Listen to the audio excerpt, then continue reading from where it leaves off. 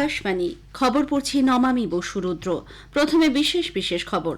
প্রধানমন্ত্রী নরেন্দ্র মোদী পিএম বিশ্বকর্মা প্রকল্পের সুবিধা গ্রহণ করে শিল্পীদের উদ্যোগপতি এবং ব্যবসায়ী হয়ে ওঠার আহ্বান জানিয়েছেন।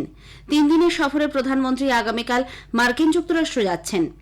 এনডিএ সরকার দেশে দক্ষতা প্রদর্শন, দায়বদ্ধতা এবং সমাজের প্রান্তিকতম মানুষের কাছে সুবিধা পৌঁছে দেওয়ার রাজনীতির প্রচলন করেছে বলে কেন্দ্রীয় স্বাস্থ্যমন্ত্রী জগৎ প্রকাশ নাড্ডা জানিয়েছেন। তিরুপতি মন্দিরের প্রসাদী লাড্ডুতে পশু চর্বির উপস্থিতির বিষয়ে কেন্দ্র রিপোর্ট তলব করেছে। পশ্চিমবঙ্গের রাজ্যে বন্যা পরিস্থিতির তৈরির জন্য ডিভিসিকে দায়ী করে মুখ্যমন্ত্রী প্রধানমন্ত্রীকে চিঠি দিয়েছেন। নিট ইউজি প্রশ্নপত্র ফাঁস ও চুরির মামলায় অভিযুক্ত 6 জনের বিরুদ্ধে সিবিআই আজ দ্বিতীয় চার্জশিট পেশ করেছে। চেন্নাইয়ে এমএ চিদম্বরম স্টেডিয়ামে বাংলাদেশের বিরুদ্ধে প্রথম ক্রিকেট টেস্টে সুবিধাজনক অবস্থায় ভারত। আসছে বিস্তারিত খবরে।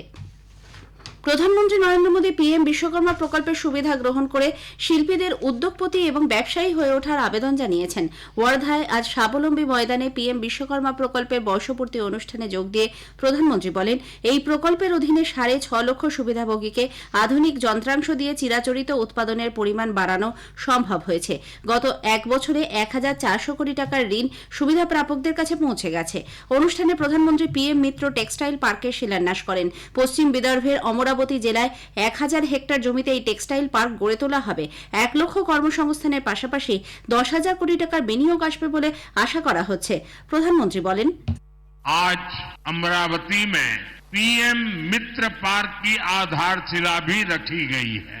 आज का भारत अपनी टेक्सटाइल इंडस्ट्री को वैश्विक बाजार में टॉप पर ले जाने के लिए काम कर रहा है। देश का लक्ष्य है भारत की टेक्सटाइल सेक्टर के हजारों वर्ष पुराने गौरव को पुनर्स्थापित करना।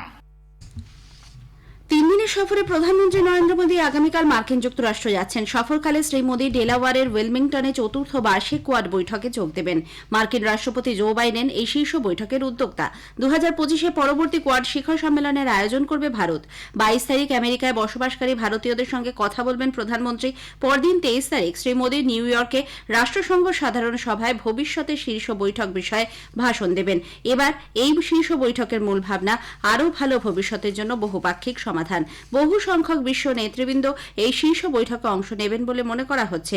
শীর্ষ বৈঠকের পাশাপাশি শ্রী মোদী বিশ্ব নেতাদের সঙ্গে দ্বিপাক্ষিক বৈঠকে বসবেন।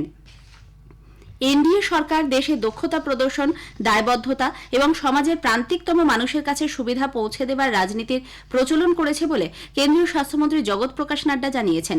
নতুন দিল্লিতে আজ মন্ত্রকের 100 দিনের সাফল্যে আয়োজিত এক সাংবাদিক বৈঠকে শ্রী নাড্ডা বলেন, আর্থসামাজিক পরিস্থিতির ঊর্ধ্বে উঠে আয়ুষ্মান ভারত প্রধানমন্ত্রী জন আরোগ্য যোজনাকে 70 ও তার বেশি বয়সী সকলের কাছে পৌঁছে দিয়ে সরকার এক উল্লেখযোগ্য সিদ্ধান্ত নিয়েছে। प्रधानमंत्री मोदी जी के नेतृत्व में आयुष्मान भारत ने सभी बुजुर्गों को irrespective of any income group all have been included in Ayushman Bharat above the age of 70। इसमें नो इनकम बार है। 4.5 crore families have been added. 6 crore लोगों को और जोड़ा जाएगा और सीनियर सिटीजन्स को उनको 5 लाख रुपए का फैमिली बेसिस पे हेल्थ कवर दिया जाएगा। আরও একটি সাফল্য হিসেবে শ্রী নাড্ডা ইউইন পোর্টালের কথা তুলে ধরেন। সর্বজনীন টিকাকরণ কর্মসূচির অধীন প্রতিষেধক ব্যবস্থাপনাকে এই পোর্টালে সামগ্রিকভাবে ডিজিটাইজেশন করা হয়েছে। গর্ভবতী মহিলা এবং সদ্যজাত থেকে 17 বছর বয়স পর্যন্ত টিকাকরণের সম্পূর্ণ তথ্য সংরক্ষিত থাকবে পোর্টালে। জাতীয় যক্ষ্মা দূরীকরণ কর্মসূচির আওতায় বর্তমানে আরও সংক্ষিপ্ত ও কার্যকর চিকিৎসা পদ্ধতির সূচনা হয়েছে।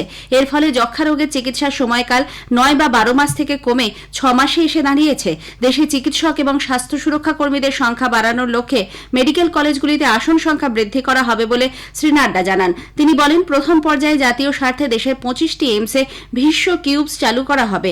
বিপর্যয়ের সময় জীবনদায়ী চিকিৎসা দিতে এই আধুনিক পরিষেবা সহায়ক হবে বলে আশা করা হচ্ছে। তিরুপতি মন্দিরের প্রসাদী লাড্ডুতে পশু চর্বির উপস্থিতির বিষয়ে কেন্দ্র রিপোর্ট তলব করেছে। নতুন দিল্লিতে আজ এক সাংবাদিক বৈঠকে স্বাস্থ্যমন্ত্রী জগৎ প্রকাশ নাড্ডা বলেন, বিষয়টি নিয়ে অন্ধ্রপ্রদেশের মুখ্যমন্ত্রী চন্দ্রবাবু নাইডুর সঙ্গে তাঁর কথা হয়েছে। চাওয়া হয়েছে বিস্তারিত রিপোর্ট। গোটা ঘটনা খতিয়ে দেখে সরকার উপযুক্ত পদক্ষেপ নেবে বলে শ্রী নাড্ডা জানান। অন্যদিকে কেন্দ্রীয় খাদ্যমন্ত্রী প্রহ্লাদ যোশী বলেছেন, বিষয়টি অত্যন্ত গুরুতর। নতুন দিল্লিতে এক অনুষ্ঠানে তিনি বলেন, প্রকৃত সত্য অনুসন্ধানে বিস্তারিত তদন্ত হওয়া এবং দোষীদের শাস্তি পাওয়া উচিত। উল্লেখ্য, জাতীয় জাতীয় ডেয়ারি উন্নয়ন পর্ষদের এক ল্যাবরেটরি তিরুপতি শ্রী ভেঙ্কটেশ্বর স্বামী মন্দিরের লাড্ডুতে ব্যবহৃত ঘিয়ের মধ্যে পশু চর্বি থাকার বিষয়টি সত্য বলে জানিয়েছে। রাষ্ট্রপতি দ্রৌপদী মুর্মু রাঁচির নামকুমে ICAR national institute of secondary এগ্রিকালচারের শতবার্ষিকী অনুষ্ঠানে উদ্বোধন করেছেন। অনুষ্ঠানে রাষ্ট্রপতি জানান, দেশে লাক্ষা উৎপাদনে আইসিএআর এনআইএস এ অনবদ্য অবদান রেখেছে। ঝাড়খণ্ডে দেশের 55% লাক্ষা উৎপাদন হয়। কৃষকদের আয় বৃদ্ধিতে কৃষি নির্ভর শিল্প গড়ে তোলার উপর জোর দেন তিনি। উপরাষ্ট্রপতি জগদীপ ধনখড় আজ থেকে 3 দিনের দাদরা, নগর হাভেলি এবং দমন ও দিউ সফর শুরু করেছেন। কেন্দ্রশাসিত এই অঞ্চলে উপরাষ্ট্রপতির এটি প্রথম সফর। প্রথম পর্যায়ে শ্রী ধনখড় দামানের জামপুরে পক্ষীশালার উদ্বোধন করেন। জুমপ্রিমে স্বাস্থ্য কেন্দ্র পরিদর্শন করেন তিনি। আগামীকাল শ্রী ধনখড় দাদরা ও নগর হাভেলি সিলভাসায় নমো মেডিকেল শিক্ষা ও গবেষণা প্রতিষ্ঠানে যাবেন, কথা বলবেন সেখানকার পড়ুয়া ও ফ্যাকাল্টিদের সঙ্গে। এই খবর আপনারা শুনছেন আকাশবাণী থেকে। পশ্চিমবঙ্গের মুখ্যমন্ত্রী মমতা ব্যানার্জি রাজ্যে বন্যা পরিস্থিতি তৈরির জন্য ডিভিসিকে দায়ী করে প্রধানমন্ত্রী নরেন্দ্র মোদীকে চিঠি দিয়েছেন। চিঠিতে মুখ্যমন্ত্রী জানিয়েছেন, 2009 সালের পর এবার সবথেকে খারাপ বন্যা পরিস্থিতির মুখে পড়েছে রাজ্য। ডিভিসি 5 লক্ষ কিউসেকের বেশি জল ছাড়ার কারণে রাজ্যের 11টি জেলা ক্ষতিগ্রস্ত। দামোদর এবং তার সংলগ্ন এলাকার বন্যা পরিস্থিতি ভয়াবহ রূপ নিয়েছে। রাজ্যের মোট 10,000 বর্গ কিলোমিটার এলাকা বন্যা কবলিত। ডিভিসি যদি পরিকল্পিতভাবে বাঁধ এবং জলাধারগুলিকে নিয়ন্ত্রণ করত, তাহলে এই বন্যা আটকানো সম্ভব হতো বলে তাঁর দাবি। বন্যা মোকাবিলায় নির্দিষ্ট পরিকল্পনা রূপায়ণের জন্য মুখ্যমন্ত্রী কেন্দ্রের কাছে অর্থ সাহায্যও চেয়েছেন। আরজিকর কাণ্ডে আন্দোলনরত জুনিয়র চিকিৎসকদের দাবি মেনে নিয়ে রাজ্য সরকার সমস্ত সরকারি হাসপাতাল ও মেডিকেল কলেজের নিরাপত্তা সুরক্ষা সুনিশ্চিত করার 10 দফা নির্দেশিকা জারি করার পর আজ থেকে স্বাস্থ্য ভবনের সামনে চলা অবস্থান তুলে নেওয়া হয়েছে। কর্মবিরতি ও আংশিক প্রত্যাহারের সিদ্ধান্ত নিয়েছে West Bengal junior doctors front. 42 দিন পর আগামীকাল জরুরি বিভাগে কাজে ফিরবেন তারা, তবে অভয়া ন্যায় বিচার না পাওয়া পর্যন্ত আন্দোলন চলবে। এদিকে আরজিকরের চিকিৎসক পড়ুয়া ধর্ষণ ও খুনের সিবিআই তদন্তে দ্রুত কিনারার দাবিতে আজ স্বাস্থ্য ভবন থেকে সিজিও কমপ্লেক্স পর্যন্ত মিছিল শুরু হয়েছে। জুনিয়র ডাক্তারদের পাশাপাশি কলকাতায় আজ বিকেলে নাগরিক সমাজের মিছিল শুরু হয়েছে। হাইল্যান্ড পার্ক থেকে রিলে মশাল মিছিল কলকাতার বিভিন্ন জায়গা হয়ে 42 কিলোমিটার পথ পরিক্রমা করে শ্যামবাজার পর্যন্ত যাবে। নিট ইউজি প্রশ্নপত্র ফাঁস ও চুরির মামলায় অভিযুক্ত 6 জনের বিরুদ্ধে সিবিআই আজ পাটনায় বিশেষ আদালতে তাদের দ্বিতীয় চার্জশিট পেশ করেছে। ফৌজদারি আইনের একাধিক ধারায় অভিযোগ আনা হয়েছে। একই সঙ্গে ওয়েস স্কুলের অধ্যক্ষ ডক্টর এহসানুল হক এবং উপাধ্যক্ষ মোহাম্মদ ইমতিয়াজ আলমের বিরুদ্ধে 1988 সালের দুর্নীতি রোধ আইনের বিভিন্ন ধারা চার্জশিটে যুক্ত করা হয়েছে। ন্যাশনাল টেস্টিং এজেন্সি এনটিএ এহসানুলকে 2024-এর নিট ইউজি পরীক্ষার জন্য সিটি কোঅর্ডিনেটর এবং ইমতিয়াজকে সেন্টার সুপারিনটেন্ডেন্ট হিসেবে নিয়োগ করে। দ্বিতীয় চার্জশিটে এহসানুল ও ইমতিয়াজ বাদে বাকি যাদের নাম রয়েছে তারা হল বলদেব কুমার ওরফে চিন্টু, সানি কুমার, হাজারিবাগের এক সাংবাদিক জামাল উদ্দিন এবং আমান কুমার সিং। গত 1 আগস্ট সিবিআই 13 জনের বিরুদ্ধে প্রথম চার্জশিট দখল করেছিল। উল্লেখ্য, নিট প্রশ্নপত্র ফাঁসের ঘটনায় জড়িত থাকার অভিযোগে এখনো পর্যন্ত 48 জনকে গ্রেপ্তার করা হয়েছে। কেন্দ্রীয় স্বরাষ্ট্রমন্ত্রী অমিত শাহ আজ ঝাড়খণ্ডের সাহেবগঞ্জের ভোগনাদি থেকে সাঁওতাল পরগনা ডিভিশনের পরিবর্তন যাত্রার সূচনা করেছেন। এক জনসভায় তিনি বলেন, পরিবর্তন যাত্রার মাধ্যমে রাজ্যে নির্বাচনী প্রচার শুরু হয়ে গেল। রাজ্যে ক্ষমতা এলে 75 বেক্তিদের 10 লক্ষ টাকার বিনামূল্যে চিকিৎসার বন্দোবস্ত করবে সরকার। বাংলাদেশি অনুপ্রবেশকারীদের জন্য রাজ্যে সাঁওতাল পরগনার জনবিন্যাস পাল্টে গেছে বলেও শ্রী শাহ অভিযোগ করেন। বাংলাদেশ ন্যাশনালিস্ট পার্টি বিএনপি সেনাবাহিনীর হাতে ম্যাজিস্ট্রেসি ক্ষমতা দেওয়ার অন্তর্বর্তী সরকারের সিদ্ধান্তে উদ্বেগ প্রকাশ করেছে। সম্প্রতি প্রফেসর মোহাম্মদ ইউনুস নেতৃত্বাধীন বাংলাদেশের অন্তর্বর্তী সরকার সেনাবাহিনীকে এই ক্ষমতা দিয়েছে। বিএনপির মহাসচিব মির্জা ফখরুল ইসলাম আলমগীর গতকাল এক বিবৃতিতে বলেছেন, এই সিদ্ধান্ত নতুন জটিলতা তৈরি করতে পারে। তিনি সরকারকে সিদ্ধান্ত পুনর্বিবেচনার আর্জি জানান। সুপ্রিম কোর্টের ইউটিউব চ্যানেল হ্যাকড হওয়ার অভিযোগের প্রেক্ষিতে আজ চাঞ্চল্য ছড়ায়। চ্যানেলটিতে আমেরিকার একটি সংস্থার ক্রিপ্টোকারেন্সি সম্পর্কিত বিজ্ঞাপনী ভিডিও ভেসে ওঠে। ইউটিউব চ্যানেল স্বাভাবিক অবস্থায় ফিরিয়ে আনার চেষ্টা চলছে। সুপ্রিম কোর্টের এই চ্যানেলে গুরুত্বপূর্ণ মামলাগুলির শুনানির সরাসরি সম্প্রচার হয়।